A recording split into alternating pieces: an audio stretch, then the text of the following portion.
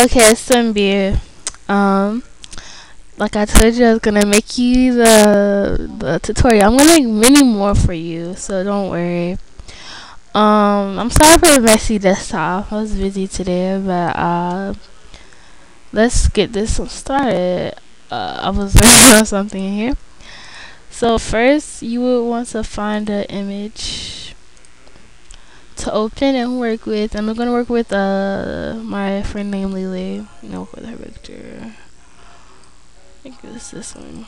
Okay. And I'm just gonna teach you the basics and the basic stuff. Okay. So we have a picture here. You know how to do retouching already. I'm not that good at it. So first what I would do, I'm just gonna keep it as if I were doing the picture. Now I'll just add words to it. The smart blur, to soften the skin a bit. I put on medium high. I don't know. I might be experimenting right now. I need to stop. Okay. I use that at first, and then next, you would duplicate the layer. And sometimes I like doing simple stuff like changing the image to black and white, the duplicate layer, and just lightening it. And see how it gives like the picture a bit of a tint to it. I like doing that sometimes. If you want your image to be in a awkward shape, you make a new layer by clicking this button right here, right there, and you would need the white, and you would get the paint bucket tool right here, and you would just pour it, and it'll be under the picture so you don't have to worry. Then you need a black, and you will go down here to the shapes, the rectangle tool, and you would right click, and they have the different tools. I mainly use the rounded and rectangle tools together, or you can use the elliptical, the ellipse and stuff. So if you want to, all you have to do is, because it automatically puts the shape for you. Let me rewind for a second. Right here, you have to put this on that setting and that setting and that setting, and that's how you get it. And what you do is you would draw the shape out, however, what length, what width, and then the bottom shape right here, you need something here. So that's where I go to get my rectangular, and you have to even it out so it's not uneven much. Since this is a tutorial, I'm not gonna be as perfect. And then the shape is drawn out over here, as you can see. Then you will click on the layer where your picture is, and you put that on lighten, and it turns out like this. And then if you want to like cut some shapes in between, or give it a little more pizzazz, you have to right click and rasterize that layer, and right click and rasterize that layer. This is making it to a regular layer instead of a locked chain layer. You can merge down, and then you will go to your marquee tool, the rectangular one, and what you do is you will cut out whatever shapes you wanted, and you press E for erase, or you can just click on the eraser and just erase it, and then you can just go and do a shorter rectangular marquee and just oh gosh, what am I doing? Erase, and then just erase that. When it comes to designing, how even the squares are really don't matter, to be honest. Let's erase these. It's quickie. It's really quick. Now just do it differently. Make that one longer than that one. Let's erase that. Okay, we got that done. And then what I like to do is I like doing the outline. So what I would do is duplicate the shape 1 layer and drag it to the top. It's black, yeah. Then you would press lighten, and that would make it clear so you can see the image again. Then you would go to blending options, and then you press stroke to get your stroke. Sometimes they turn out like this when the lines aren't even. You don't have to worry about that really. If you don't want to do a stroke, I like drop shadows. They bring more depth to the picture, as you can see. I just do a drop shadow, and then I do a pattern overlay. I love patterns. I really want to use this pattern picture. You can download patterns, and I'll make a tutorial about that. And you can just lighten it, overlay it, or whatever, and make it however you want to make it. Lighten it, make it like that. And then if you would want to put another layer over it, you would duplicate the copy one, and it would be copy 2, and blend in options, and then you go to pattern overlay again, but you would just change the pattern to a different pattern that you want.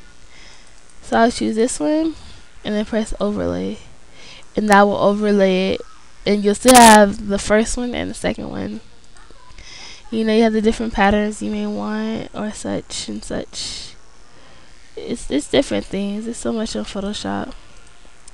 So I just leave it at let me see. Yeah, I like this one. I'll leave it at this one. Okay.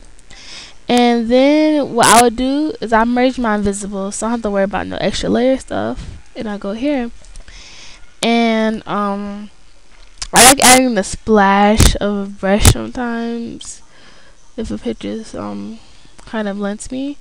But in this case, I will use the sun rising brushes, so the rising sun brushes, either way you can say it. And I like doing these in white. And yeah, try getting the circle, but you can always erase the circle because you never need it. And then what I would do is I will overlay it, so it darkens it, and then press erase for E, or just press the E tool, and make the brush bigger since you have to erase a bit more, and just erase to the edges outside. Don't erase too much though. And they go in between. Since you overlaying it, it goes in between the white, the background. Just erase around, erase off his shoulder. Just erase it. There you go. Got a picture. You can also add more brushes. I'm a brush freak, a pattern freak.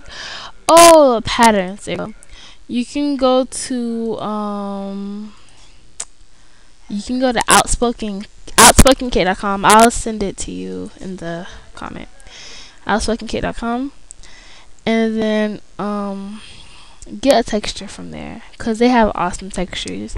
And there's other websites that have textures too, so you don't have to find the textures. And what you do is get a texture, any texture you want, you find beautiful.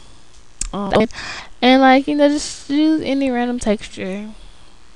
Just copy it a couple times, and then what you would do is go to edit and paste, and automatically paste it. And sometimes it doesn't fit the image, so you have to do it a couple times. And I like to lighten it and add a little color to the image. They might not want it in their face, but you can always erase it through. So so the extras, just slightly erase it and leave it like that. And then of course we have the font and the text. For this, I'm just gonna put Lily. So, and then I'll make it bigger, of course, about this big, maybe a little bit bigger, 100. And then you would just put it right here. And I'm gonna change the color since it doesn't blend in that good.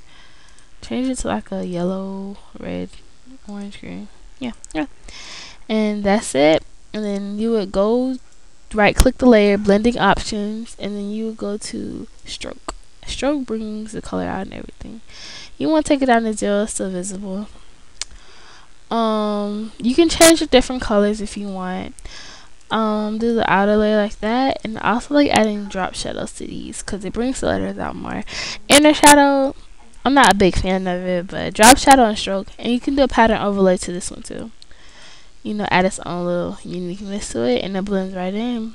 Or you never even did it. Add white text. I use the white one, and then okay, and then of course. I have my own signature made out. You want to add your signature because people around here not crazy and they claim people work. So and I don't care if they don't like you putting your signature. Oh well. And then just put your signature lightly somewhere, or do it another color to make it pop out a bit more, like that. And then what I do, sometimes you can lighten it if it shows a little bit more. Overlay it. either way it works, and that's one way you can work with the pictures in Photoshop. Thank you.